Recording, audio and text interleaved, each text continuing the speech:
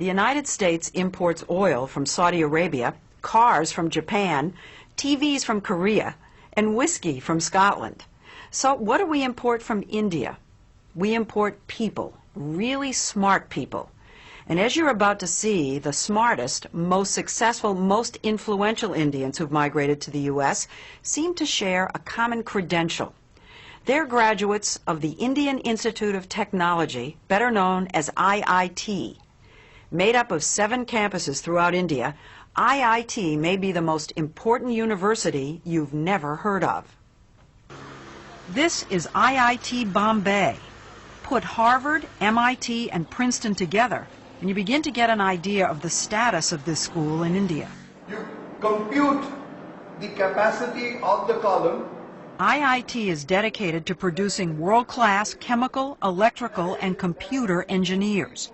And then you plug this back in and you... With a curriculum that may be the most rigorous in the world. Just outside the campus gates, the slums, congestion, and chaos of Bombay are overwhelming. Inside, it's quiet and uncrowded, and by Indian standards, very well equipped. Getting here is the fervent dream of nearly every schoolboy. With a population of over 1 billion people in India, competition to get into the IITs is ferocious. Last year, 178,000 high school seniors took the entrance exam called the JEE. Just over 3,500 were accepted, or less than 2%. Compare that with Harvard, say, which accepts about 10% of its applicants. The IITs probably are the hardest school in the world to get into. In the whole world. To the best of my knowledge. Vinod Khosla got into IIT about 30 years ago. After graduating, he came to the U.S., co-founded Sun Microsystems, and became one of Silicon Valley's most important venture capitalists. He's one of thousands of IIT graduates who've made it big in the U.S. How significant would you say the impact of IIT graduates has been on the American technology revolution? It's far greater than most people realize. Microsoft, Intel, PCs, Sun Microsystems, you name it. I can't imagine a major area where Indian IIT engineers haven't played a leading role. Leading role? A leading role, and of course the American consumer and the American business in the end is the beneficiary of that. It isn't just high tech. The head of the giant consulting firm McKinsey & Company is an IIT grad. So is the vice chairman of Citigroup and the former CEO of U.S. Airways. Fortune 500 headhunters are always on the lookout for that IIT degree. They are favored over almost anybody else. If you were walking in for a job, you wouldn't have as much pre-assigned credibility as you do if you're an engineer from IIT. 90% of IIT students are male, and the young men we met in Bombay know they're hot commodities. The American companies love the kids from IIT. Thank goodness. That's what we've heard. That's what we've heard too. After I leave IIT Bombay, I hope to get a good job. So it can be a ticket to another way of life. Yeah, definitely. And a ticket out of India. How many of you think that you're going to end up in the United States? For a while, I think all of us would be there. Maybe At for some work. stage. At some stage. That's not the way it was supposed to be. I want my country to be strong. Nehru, India's first prime minister, created IIT 50 years ago, just after independence, to train the scientists and engineers he knew the nation would need to move from medieval to modern. He never imagined India would be supplying brain power to the whole world. Would you say that IIT graduates are India's most valuable export? Yes, undoubtedly. N. Ram, one of India's leading journalists, says that because the stakes are so high, a kid starts preparing early. Age 7, 8, 10. By the 10 you know whether you're made for it or not. This is the truth or not? And at least half of these 10-year-olds told us they think they're made for it. Not food? Yes. But just standing out in school won't be enough. Two valences to the other. At about 16, they enroll in a prep class where they're drilled for the IIT entrance exam. There are even pre-dawn tutoring classes. 4:30 to about 8, they're grilled and then they go to school, Regular school. regular school. 4:30 to 8 a.m. Yes. Are you saying they do that every day? Yes, every day for that period. 2 Particularly years. 2 years. Classes 11 and 12, you do nothing but study. And parents hover and push and fret. I normally stay up all night and study for my exams. So during this preparation, my mother never used to let me prepare my own cup of tea. So if you stayed up all night, she stayed up all night to make your stay up tea? with me, yeah. After years of preparation, the day they and their families believe will make or break the future finally arrives. On the day of the exam, my dad, my mom, and my younger brother, they all accompanied me to the center. I said, okay, now you can leave. I'll come home on my own. But I was literally amazed when I came back out of the center and see my parents and brother still waiting for me outside the center. How many hours? It was close to 6 hours. 6 hours of testing, then an excruciating month-long wait for the results. They put them up on the web and you can call Phone, them you up, can call them. and after 10 days you get a letter. So But it's on the web so everybody knows. Yeah. Yeah. You never get your marks. You just Nobody get your knows. All India rank. You just get your rank.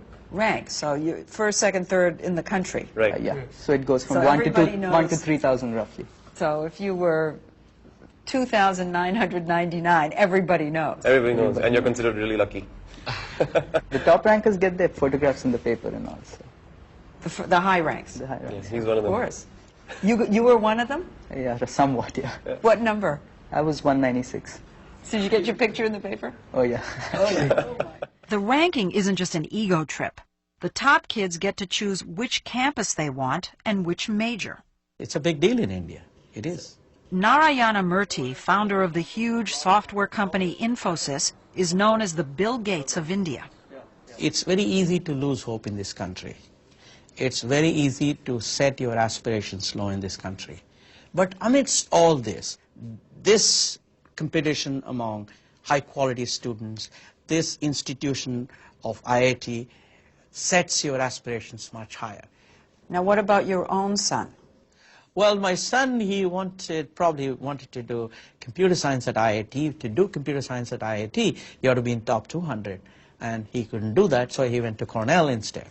Think about that for a minute. A kid from India using an Ivy League university as a safety school. That's how smart these guys are. I do know cases where students who couldn't get into computer science at IITs, they have gotten scholarship at MIT, at Princeton, at Caltech. Yes, sure. You wouldn't mistake this for MIT or Caltech.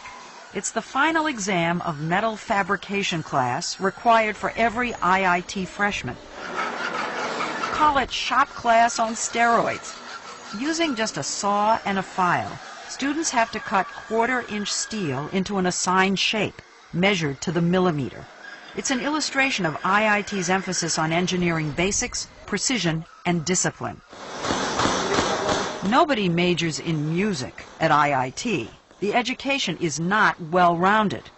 But in science and technology, IIT undergraduates leave their American counterparts in the dust. When I finished IIT Delhi and went to Carnegie Mellon for my master's, I thought I was cruising all the way through Carnegie Mellon because it was so easy relative to the education I had gotten at IIT Delhi. If you think of engineering students as nerds, not particularly bold or creative, IIT somehow breaks the mold. It turns computer geeks into risk takers and leaders. I'm wondering why so many IIT graduates are entrepreneurs. Why so many do start their own companies. I think it's because of the confidence. We are lucky enough to be told by people around us that we're good and that we have a bright future, and that gives us a lot of confidence. There's something else. Students act like entrepreneurs the whole time they're at IIT. They run everything in the dorms, which might be mistaken for cell blocks if not for all the Pentium 4 PCs. They organize the sports themselves. They even hire the chefs and pick the food in the mess halls. And unlike so many other institutions in India, they all know they're here because they deserve to be here. Can you slip somebody a couple of rupees and say, come on, get my son in? No, no, never. Impossible? Impossible, impossible. There is no corruption. It's a pure meritocracy. IIT may also be one of the best educational bargains in the world. It costs a family just about $700 a year for room, board, and tuition. That's less than 20% of the true cost. The Indian government subsidizes all the rest. While some IIT grads stay and have helped build India's flourishing high-tech sector, almost 2/3, up to 2,000 people leave every year, most for the U.S. Some people would say you're subsidizing factories which produce largely for the higher end of the American employment market. So there's this debate here that says, why are we spending so much money to educate these brilliant young men who just leave?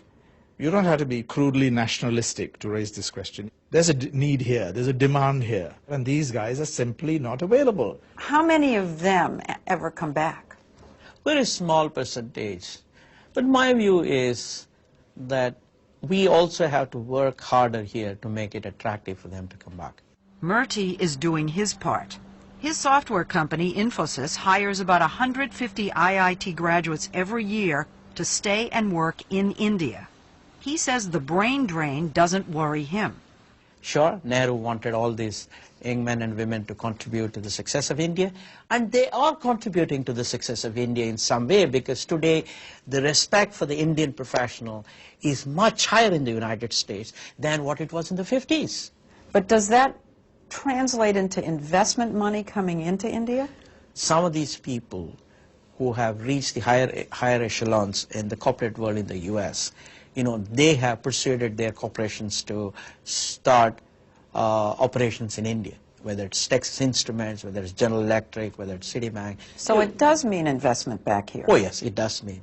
I have no question that India now is benefiting significantly from the cycling of knowledge, the back and forth, no question about it.